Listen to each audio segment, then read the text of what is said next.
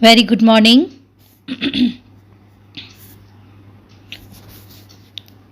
आज जो टॉपिक हम करने वाले हैं पब्लिक एडमिनिस्ट्रेशन का, वो है लोक प्रशासन की विकास यात्रा, evolution of public administration. Public administration के विकास को जब हम देखते हैं या इसकी यात्रा को जब हम देखते हैं तो दो प्रकार से उसे देखा जा सकता है, या तो एक प्रक्रिया के रूप में, एक प्रोसेस के रूप में, या फिर एक सब्जेक्ट के, एक डिसिप्लिन के रूप में। अधिकतर हम बुक्स में लोक प्रशासन की जो विकास यात्रा है उसे एज अ डिसिप्लिन पढ़ते हैं, जो कि कई चरणों में हमें दिखाई देता है ईयर वाइज। 1887 से लेकर 1926, 27 से लेकर 37, 38 से लेकर 47, 48 से लेकर 70 और 71 से लेकर अभी तक का जो टाइम है। तो ये जो 5 चरण है इनमें तो हम पढ़ते ही हैं, कई बार हमें ये 6 भी दिखाई देते हैं कुछ बुक्स में, TMH वगैरह में।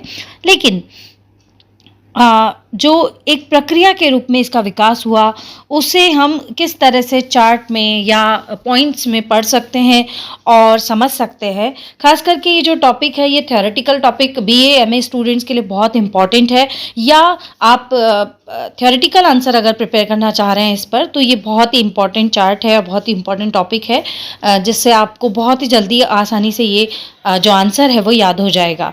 एज ए प्रोसेस हम जब पब्लिक एडमिनिस्ट्रेशन को देखते हैं तो उसे हम 5 भागों में डिवाइड कर सकते हैं, क्योंकि आप और हम जानते हैं कि महाभारत काल या हम कहें कि पुरातन समय से ही पब्लिक एडमिनिस्ट्रेशन, लोक प्रशासन विद्यमान था।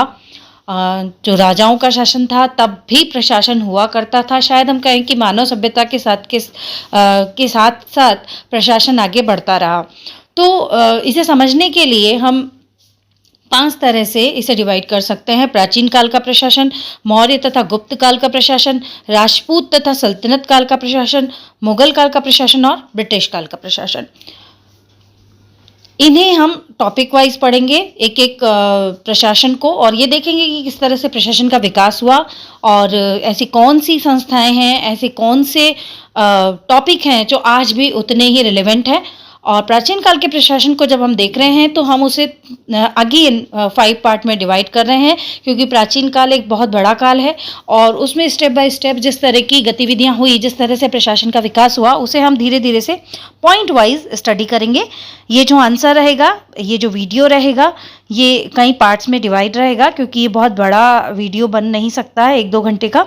तो इसे 20-20 मिनट के वीडियो में डिवाइड करके मैं आपको ये आंसर प्रिपेयर करवाऊंगी और आप इसे समझ सकते हैं बहुत ही आसानी से।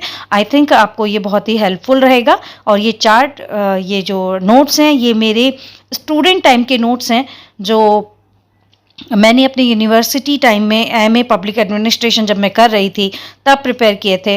और आप सभी की जानकारी के लिए बता दूं कि मैं यूनिवर्सिटी की गोल्ड मेडलिस्ट रही थी इन्हीं नोट्स के साथ। तो वक्त के साथ हालांकि चीज़ें डेवलप होती हैं, अपडेट होती हैं, तो कुछ नोट्स जो हैं वो अपडेटेड नहीं हैं, लेकिन कुछ नोट्स जो अपडेटेड हैं उनसे मैं आपको स्टडी करवा सकती हूँ। तो आप के लिए ये नोट्स भी हेल्पफुल रहेंगे, आप इनसे स्टडी करें और आप खुद भी नोट्स बनाएं आगे बढ़ने के लिए। ठीक है, तो हम शुरू करते हैं। प्राचीन काल का प्रशासन कैसा था, आइए देखते हैं। एज ए प्रोसेस जब हम पब्लिक एडमिनिस्ट्रेशन का विकास देखते हैं तो हम कहेंगे कि मानव सभ्यता के विकास के साथ ही शासक तथा शासित की प्रवृत्तियां उभरने लगी थीं। अतः शासन करने वाली सत्ता द्वारा कुछ कर्मचारियों को नियुक्त किया जाने लगा था और यही लोक सेवाओं का प्रारंभिक स्वरूप था, जो कबीले की राजनीति एवं शासन प्रणाली से लेकर अद्यतन कल्याणकारी शासन व्यवस्थाओं तक निरंतर कालानुकूल परिवर्तित होता आया है। भारत में इसकी विकास यात्रा को इन चरणों में हम समझ सकते हैं। तो पहला जो चरण है प्राचीन कालीन प्रशासन, इसका फर्स्ट पॉइंट सिंधु घाटी सभ्यता काल। सिंधु घाटी सभ्यता काल, जैसा कि हम जानते हैं, बहुत ही व्यवस्थित एक सभ्यता थी, जिसमें हमने कई ऐसी चीज़ें देखी जो आज भी रिलेवेंट हैं, और हम कहेंगे कि शुरुआत ही बहुत अच्छी हुई थी मानव सभ्यता की। इस काल में एक विशाल साम्राज्य, एक संगठन, एक व्यवस्था और एक शासन हुआ करता था। इस साम्राज्य को बताते हुए हंटर कह रहे हैं कि लोकतंत्रात्मक शासन व्यवस्था थी। मैके कहते हैं कि एक प्रतिनिधि शासक प्रशासक था। हीलर का कहना है कि धर्मगुरु व पुरोहित जनप्रतिनिधि के रूप में प्रशासक थे। तो अलग अलग विचार हैं, क्योंकि अलग अलग एरिया में अलग अलग तरह से शासन व्यवस्था प्रचलित थी। और क्योंकि जो संगठन थे, जो व्यवस्थाएं थी, वो केंद्रीकृत थी, इसलिए कहा गया कि एक विशाल साम्राज्य था, एक संगठन था, एक व्यवस्था थी और एक शासन था। समुचित व्यवस्था योजनाबद्ध निर्माण के लिए नगरपालिका नामक संस्था जो है उसे हम जानते हैं कि नगरपालिका नामक संस्था बनाई गई थी। तो उस वक्त हम देखते हैं कि बहुत ही बेहतरीन नगरीय सभ्यता का विकास हुआ सिंधु घाटी सभ्यता काल में, और नगरीय व्यवस्था के प्रशासन के लिए नगरपालिका नामक संस्था भी हुआ करती थी। फिर हम बात करें ऋग्वैदिक काल की, तो ऋग्वैदिक काल में शासन की या राजनीतिक व्यवस्था की सबसे छोटी इकाई कुटुंब माने जाने लगी। कुटुंब यानी कि परिवार। और उस वक्त प्रशासनिक व्यवस्था को अगर एक दृष्टि डालें, विभिन्न सोर्सेस से जो एक प्रशासनिक व्यवस्था निकल कर आती है, तो जो कुटुंब था वो सबसे छोटी इकाई था, और उसका जो मुखिया होता था वो वृद्ध पुरुष होता था परिवार का, जिसमें सारे सदस्य उस कुटुंब में शामिल होते थे। पूरा बड़े परिवार हुआ करते थे। देन अनेक कुटुंब को मिलाकर एक गांव या एक ग्राम बना करता था, जिसका मुखिया ग्रामणी हुआ करता था। ये क्वेश्चन आया है, कई बार पूछा गया है कि प्राचीन काल में ग्रामणी कौन था या ग्राम का शासक कौन होता था। ग्रामणी होता था। फिर कुछ ग्राम्स को मिलाकर विश बनते थे। विशपति कहलाता था इसका मुखिया, और विश को मिलकर जन बनता था। हम इसे आज के टाइम का डिस्ट्रिक्ट कह सकते हैं। जन बनता था, जिसका राजा या जिसका मुखिया राजा या गोप कहलाता था। गोप, है ना।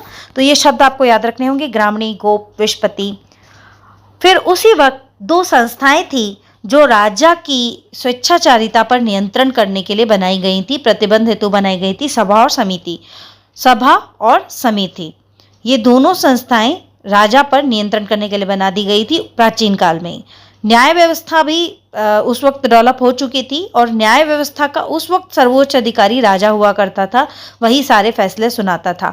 गांव में एक ग्राम्यवादीन नाम का व्यक्ति होता था, जिसे न्यायाधीश कहा जाता था। ग्राम्यवादीन, तो ये शब्द भी याद रखना है, ग्राम्यवादीन। और उस वक्त दंड की प्रणाली कैसी थी? दंड की दिव्य प्रणाली थी। दिव्य प्रणाली से क्या मतलब है कि गर्म कुल्हाड़ी, अग्नि या जल से दंड देना। क्योंकि वो प्राचीन काल था, तो प्राचीन काल में ना तो कोई टेक्नोलॉजी थी, ना इस तरह का कोई इंफ्रास्ट्रक्चर हुआ करता था, तो दिव्य प्रणाली अपनाई जाती थी, और गर्म कुल्हाड़ी से या अग्नि से या जल से दंड दिया जाता था। प्राचीन काल में हम आगे बढ़ते हैं तो आता है महाकाव्य काल। महाकाव्य काल में एक विशाल साम्राज्य की स्थापना होने लगी, और साम्राज्य का जो शासक होता था उसे सम्राट कहा जाता था। यहाँ एक नई चीज हुई कि सम्राट की सहायता के लिए मंत्री परिषद का भी गठन किया गया। मंत्री परिषद और सभा दो ऐसी संस्थाएं थी जो सम्राट की सहायता के लिए बनाई गई थी। महाकाव्य काल में ही ये बन चुकी थी, और मंत्री परिषद में 37 मंत्री हुआ करते थे जो प्रत्येक वर्ण से लिए जाते थे, और सभा में विभिन्न विभागों के 18 अध्यक्ष हुआ करते थे। उस वक्त आय का प्रमुख साधन कर होता था। टैक्स प्रणाली भी थी उस वक्त, टैक्स सिस्टम भी शुरू हो गया था। प्रशासन की सबसे छोटी इकाई गांव हुआ करती थी। अब कुटुंब नहीं है, गांव हो गई है ना महाकाव्य काल में। और हम उस वक्त के प्रशासन को अगर देखें तो गांव में ग्रामणी हुआ करता था, 10 ग्राम में ग्रामिक हुआ करता था, विशति ग्राम में विशतीय हुआ करता था, शतग्राम में शतग्रामी, सहस्त्रग्राम में अधिपति, और राज्य में राजा शासक हुआ करता था।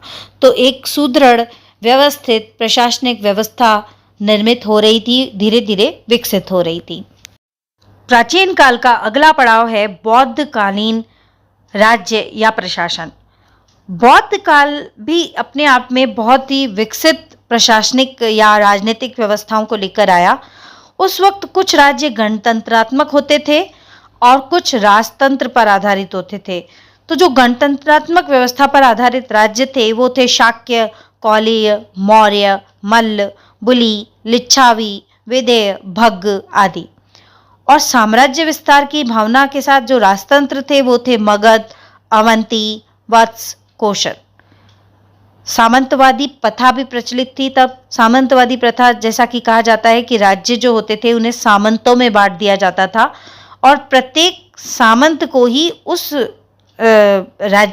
इलाके का राजा समझा जाता था, जिसके पास कुछ जमींदारी होती थी और उस इलाके के प्रबंधन के लिए सेनापति और भांडागारिक वो रखता था सामंत। और प्रत्येक सामंत जो होता था वो सभा का, जो सभा राजा की हेल्प के लिए बनाई गई है, उसका सदस्य भी होता था। और ये जो सभा होती थी इसके अध्यक्ष को ही वास्तविक शासक समझा जाता था। तो सेनापति और भांडागारिक हर सामंत के साथ होते थे, हर सामंत के इलाके में होते थे। सामंतवादी प्रथा अपनी चरम अवस्था पर थी तब। न्याय की पूर्ण व्यवस्था डेवलप हो गई थी। 7 प्रकार के न्यायालय हुआ करते थे बौद्ध काल में: विनिच्छ, महामात, वोहारिक, सूत्रधर, अट्टकुल, सेनापति, उपराजा और राजा। हम यहाँ बहुत ज़्यादा डिटेल में इनको नहीं देखेंगे क्योंकि हमें सिर्फ ये देखना है कि प्रशासनिक व्यवस्था किस तरह से विद्यमान थी। हमें उसका वर्णन नहीं करना है क्योंकि ऑलरेडी ये आंसर बहुत बड़ा होने वाला होता है, लिखने का होता है। अगर आप इतिहास के या आप बहुत ज़्यादा रुचि रखते हैं तो आप इसे विस्तृत भी अध्ययन इसका कर सकते हैं, लेकिन इस आंसर के लिए इतना लिखना काफ़ी है। उस वक्त भी सर्वोच्च न्यायाधीश राजा ही हुआ करता था बौद्ध काल में। प्राचीन काल का अंतिम पड़ाव है उत्तर वैदिक काल। इस काल में राजा का पद पैतृक होता था। ऋग्वैदिक काल की अपेक्षा राजा की सहायता के लिए प्रशासनिक अधिकारियों की संख्या में वृद्धि हो चुकी थी। राज्य में अनेक विभाग गठित हो चुके थे: वित्त विभाग, निरीक्षण, आरक्षण, सेना, स्थानीय शासन विभाग। मंत्रियों को रत्निन कहा जाता था, रत्निन। सभा और समिति हुआ करती थी जो कि राजा के सहायतार्थ है। और न्यायाधीशों को स्थपति कहने लगे और गांव में ग्राम्यवादीन। शहरों में या नगरीय संस्थाओं में स्थपति को न्यायाधीश मतलब न्यायाधीश का नाम होता था स्थपति, और गांव में ग्राम्यवादीन चला ही आ रहा है पहले से। तो ये शब्द आपके लिए बहुत इंपॉर्टेंट है ऑब्जेक्टिव के हिसाब से। बाकी थ्योरेटिकल आंसर तो ये इतने टॉपिक काफ़ी हैं। अगर इस तरह आप टॉपिक वाइज आंसर लिखते हैं तो बेशक आपके बहुत अच्छे मार्क्स आएंगे। ये था प्राचीन काल का प्रशासन। नेक्स्ट वीडियो में आप देखेंगे अगला इसका पड़ाव। आपको ये वीडियोस कैसे लग रहे हैं ज़रूर बताइएगा। और आप अगर चाहते हैं कि किसी पर्टिकुलर टॉपिक पर मैं वीडियो बनाऊं तो आप मुझे बताइएगा। Thank you so much. Like, comment, share जरूर कीजिएगा।